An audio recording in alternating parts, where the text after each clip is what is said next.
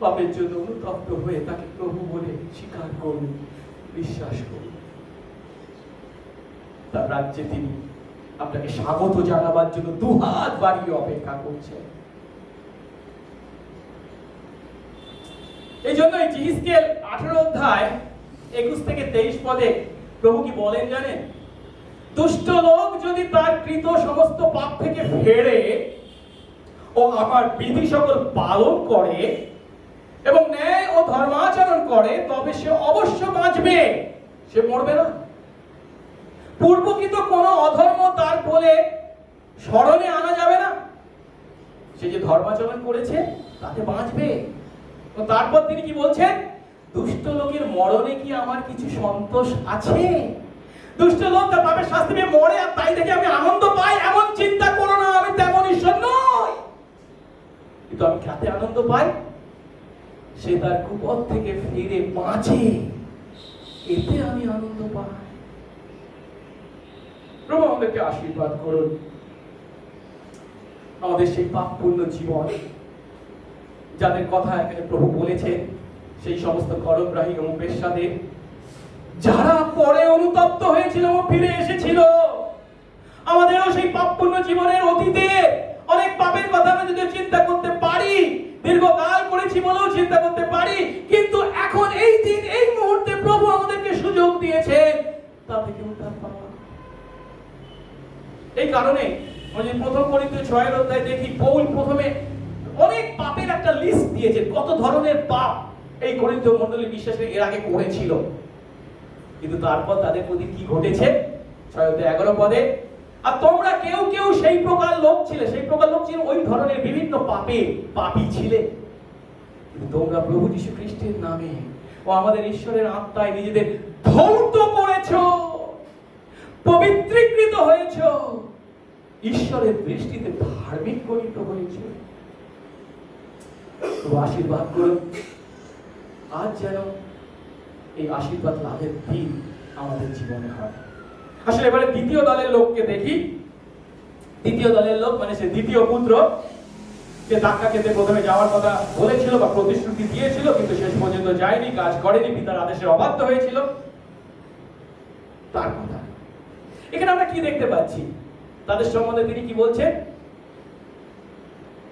সেই সমস্ত ধর্মীয় নেতাদের উদ্দেশ্যে তিনি বলছেন, যখন বাপ্তাইজক ধার্মিকতার পথ দিয়ে আপনাদের কাছে এলেন, আর আপনারা তাকে বিশ্বাস করলেন না, কিন্তু করগ্রাহী ও বেশ্যারা তাকে বিশ্বাস করলো, আর আপনারা তাদেরকে শেষেও এরূপ অনুশোচনা করলেন না যে তাকে বিশ্বাস করবে।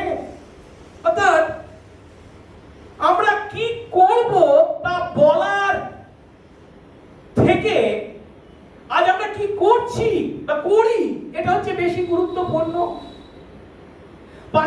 যিশুর পার্থিব পরিচর্যা কালে ইহুদি ধর্মীয় নেতারা সঠিক উত্তর জানতো, কিন্তু তাদের সঠিক জীবন ছিল না, তারা সঠিক কাজ করতো না, তাদের কথা এবং কাজের মধ্যে ছিল ব্যবধান। তাই 32 পদে খুব স্পষ্ট করে প্রভু তাদেরকে নির্দেশ করেছেন। সেই ধর্মীয় নেতারা যোহন বাপ্তাইজককে বিশ্বাস করেনি, আর তাই যিশুর আগের প্রশ্নের উত্তরে সদুত্তর তারা দিতে পারেনি। যোহন বাপ্তাইজক যে বাপ্তিস্ম দিতেন তার ক্ষমতা তিনি কোথা থেকে পেয়েছিলেন? স্বর্গ থেকে। সেই উত্তর তারা দিতে পারেনি, তারা তাকে বিশ্বাস করেনি। কিন্তু সমাজের বুকে তাদের দৃষ্টিতে যারা ছিল ঈশ্বরের রাজ্যের বাইরে, সেই সমস্ত পাপীরা যোহন বাপ্তাইজককে বিশ্বাস করেছিল, তাদের পাপের জন্য অনুতাপ করেছিল। আর সেই যোহন বাপ্তাইজক যাকে নির্দেশ করেছিলেন মশীহ বলে, তারা সেই যীশু খ্রিস্টকেও বিশ্বাস করেছে, ঈশ্বরের রাজ্যের প্রৌঢ়া হয়ে চলেছে। কিন্তু ইহুদি ধর্ম নেতারা পাপীদের, তাদের দৃষ্টিতে যারা পাপী, তাদের এমন পরিবর্তন যখন দেখেছে, তাদেরকে উচিত ছিল না তাদের দেখে অন্তত কিছু শেখা? কিন্তু না, শেখার পরিবর্তে তারা সত্যকে চাপা দিতে চেষ্টা করেছে। তারা বলছে কি, আমরা জানি না যোহন বাপ্তাইজক কোন ক্ষমতায় সেই কাজ করতে। অর্থাৎ তারা মুখে ঈশ্বরের বন্দনা করেছে, কিন্তু ঈশ্বরের কাজ বা ঈশ্বরের ইচ্ছা পালন করতে তাদের বিন্দু মাত্র চেষ্টা ছিল না।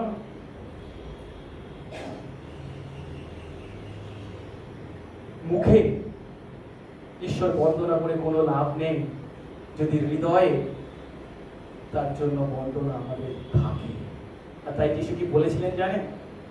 এই লোকদেরকে তিনি কাদের সঙ্গে তুলনা করেছেন?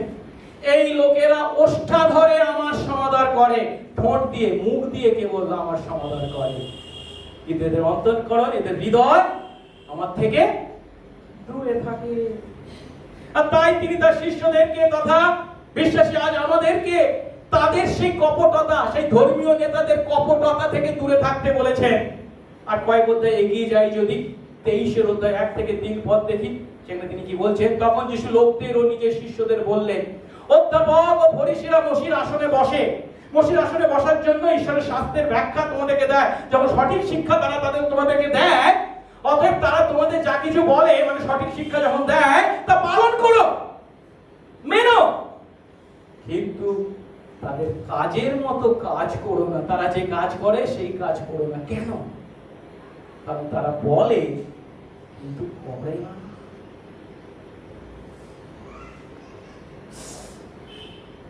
এই কথাটাকে মেনে নেওয়া, গ্রহণ করা, উপলব্ধি করা কঠিন নয় কি? তারা তো ঈশ্বরের বাক্য জানে, তারা ঈশ্বরের বাক্য অন্যদেরকে শিক্ষা দেয়, তারা মসির আসনে বসে মসির বিধান অন্যদেরকে শিক্ষা দিচ্ছে যেন তারা তা পালন করে। আরে আমরা আশা করব না তারা সেই বাক্যের মহত্ব উপলব্ধি করে তা পালন করবে নিজেরা, এবং তার দ্বারা তারা নিজেরা আশীর্বাদ পাবে? এটাই কি স্বাভাবিক নয়? কিন্তু দুর্ভাগ্যের বিষয়, যিশু বলছেন তারা যা করে তোমরা তা করো না। এটা কি করে সম্ভব যে তারা শাস্ত্র জেনেও সেই শাস্ত্রের শিক্ষা অন্যদেরকে দেওয়া সত্ত্বেও তারা সেই শাস্ত্রের আশীর্বাদ ভোগ করতে পারে না? কেন? কিভাবে এটা সম্ভব? কিভাবে সম্ভব? এর উত্তর আমরা যখন 15 অধ্যায় 1 থেকে 5 পদে পাই। যিশু বলছেন, আমি প্রকৃত দ্রাক্ষালতা, আমার পিতা কৃষক। আমাদের স্থিত যে কোনো শাখায় ফল ধরে না তা তিনি কেটে ফেলে দেন, আর যে কোনো শাখায় ফল ধরে তিনি তা ভালো করে পরিষ্কার করেন যেন তাতে আরো বেশি ফল ধরে। আমি তোমাদের যে বাক্য বলেছি তার দ্বারা তোমরা এখন পরিষ্কৃত আছো। আমাতে থাকো আর আমি তোমাদের মধ্যে থাকি। শাখা যেমন নিজে থেকে ফল ধরতে পারে না, দ্রাক্ষালতায় না থাকলে পারে না, তেমনি আমাতে না থাকলে তোমরা পারো না। আমি দ্রাক্ষালতা, তোমরা শাখা। যে আমাতে থাকে এবং যাতে আমি থাকি সে প্রচুর ফলে ফলবান হয়, কারণ আমাকে ছাড়া তোমরা কিছুই করতে পারো না। যিশুকে বলতে চাইছেন এখানে খুব পরিষ্কার কথা, ধর্মীয় নেতারা পিতার ইচ্ছা পূর্ণ করতে পারে না। কেন? কারণ তারা ভুল দ্রাক্ষা খেতে কাজ করছে। তারা ধর্মীয় আচার অনুষ্ঠান পালন করছে, তারা ঈশ্বরের বাক্য শিখছে বা শিক্ষা দিচ্ছে, ঠিক কথা, কিন্তু এটা কেবল আচার অনুষ্ঠান মাত্র, ধর্মীয় গতানুগতিক মাত্র। যার আরাধনা করবার, যার বাক্য শিক্ষা দেওয়ার তারা জীবনযাপন করছে, তার সঙ্গে নেই তাদের সম্পর্ক।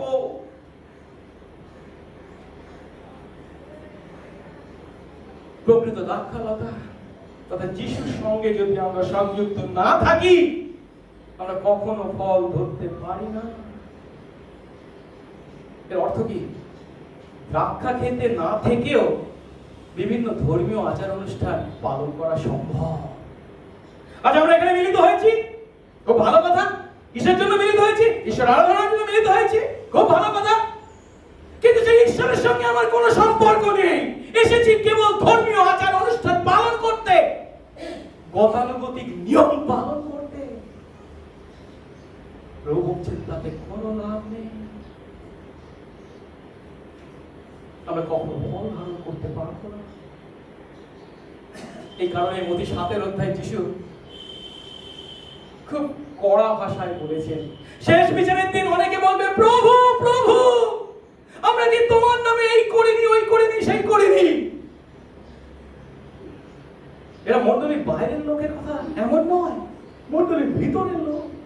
কিন্তু প্রভু কি বলছে? সেদিন আমি তাদের বলবো, তোরা কারা, তোদের আমি চিনি না, সম্পর্ক নেই।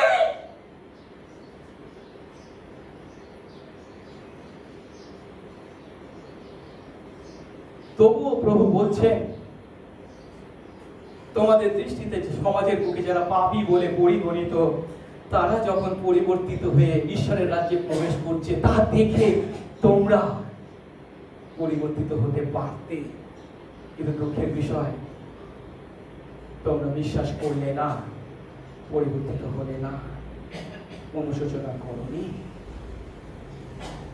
আজ খ্রিস্ট বিশ্বাসী আমরা কি করছি? যদি আমরা নিজেদেরকে খ্রিস্ট বিশ্বাসী বলে পরিচয় দিই, তাহলে আমরা ঈশ্বরের বাক্যের মাধ্যমে ঈশ্বরের ইচ্ছা জানার সুযোগ পেয়েছি। ঈশ্বরের ইচ্ছা কি? যেন তার সঙ্গে আমরা সঠিক সম্পর্কে সম্পর্কিত হই এবং তার ইচ্ছা জেনে বাক্যের মাধ্যমে তা পালন করি। মুখে বড় বড় কথা বলে, বিশ্বাসের কথা বলে কোনো লাভ নেই যদি তার সঙ্গে সম্পর্ক না থাকে এবং তার ইচ্ছা পালনকারী আমরা না হই। আসলে নিজেদের প্রশ্ন করে দেখি, আমরা কি কেবল কথা বলি নাকি কাজও করি? আমরা কি কেবল পেতে চাই নাকি দিতেও চাই? পবিত্র আত্মার দান পাওয়ার জন্য আমরা শুরু হয়েছি, কিন্তু সেই পবিত্র আত্মার দান যেগুলো আমরা পেয়েছি সেগুলোকে আমরা ব্যবহার করছি। আমরা কি কেবল দ্রাক্ষা ক্ষেত থেকে শুধু দ্রাক্ষা আঙুর সংগ্রহ করবার জন্য আছি, নাকি সেই দ্রাক্ষা ক্ষেত্রে আমাদের পরিশ্রম দিচ্ছি, কাজ করছি?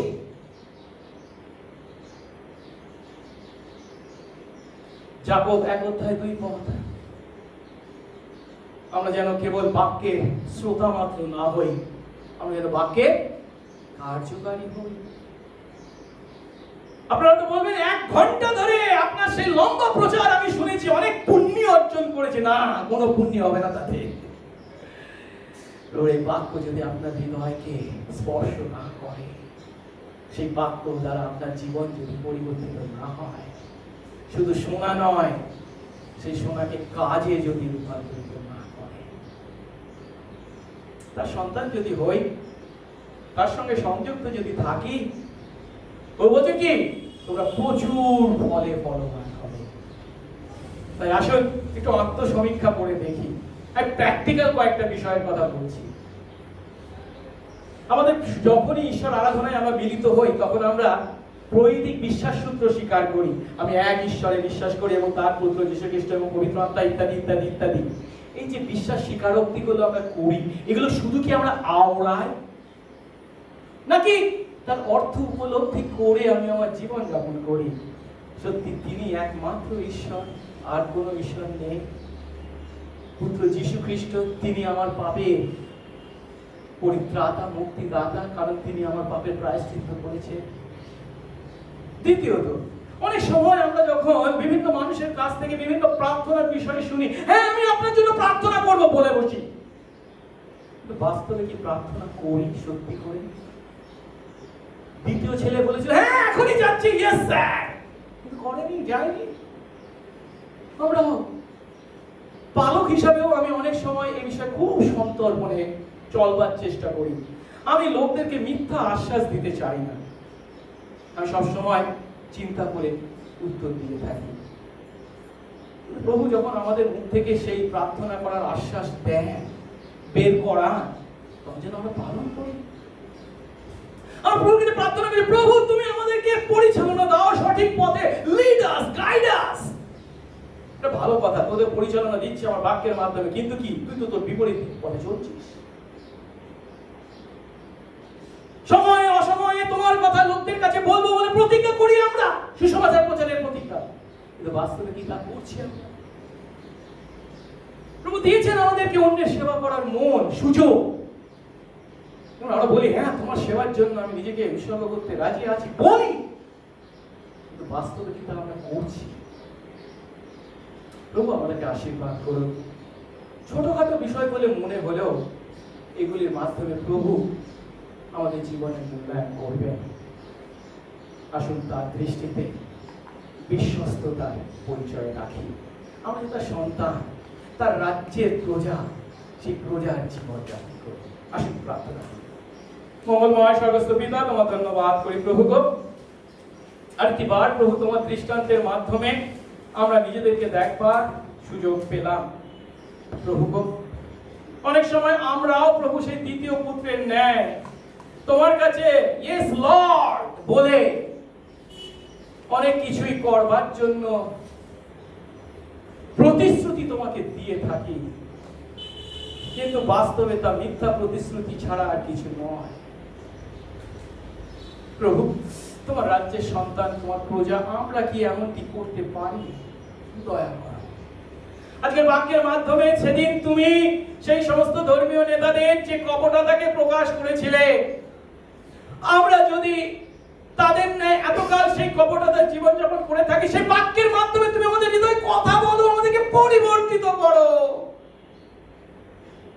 কথা ও কাজের মধ্যে যেন মিল থাকে। তোমার কথা এবং কাজের মধ্যে কখনো আমরা অমিলকে দেখতে পাই না।